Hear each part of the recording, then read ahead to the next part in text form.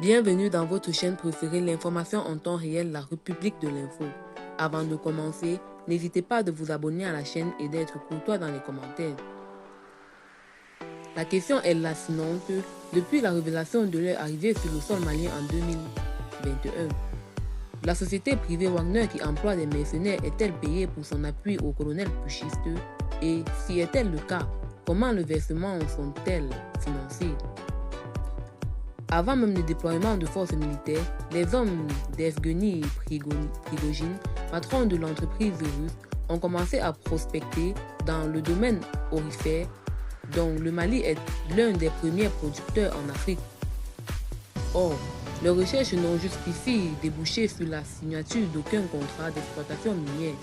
Aucun accaparement de mines n'a été effectué comme en République centrafricaine. Wagner travaillerait-il donc en perte au Mali, laissant des interventions au Centrafrique, en Libye ou au Soudan financées de déploiement, jugé plus stratégique dans la mesure où il sape l'influence occidentale, en particulier française?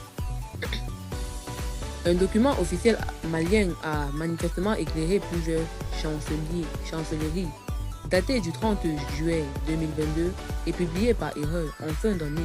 Selon une source occidentale, le budget rectifié de l'Agence nationale de la sécurité d'État, les services maliens des renseignements laissent en effet apparaître un envolé des dépenses de cette structure placée sous l'autorité directe du président de la République Assimi Goïta et dirigée par l'un des piliers de la junte, le colonel Modibo Koné. Augmentation vertigineuse. Les autorisations d'engagement de lancer, initialement chiffrées à hauteur de 2 millions de francs CFA, pour 2022, 3 millions d'euros, ont ainsi été réévaluées en cours d'année à 61,4 millions de francs CFA.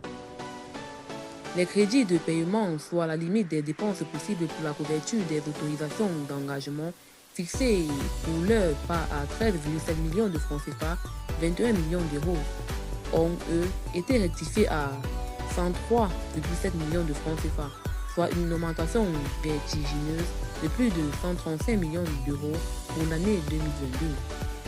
Eh bien, c'est tout pour cette note d'information. N'hésitez pas à mettre en commentaire vos impressions et à très bientôt pour une nouvelle note d'information.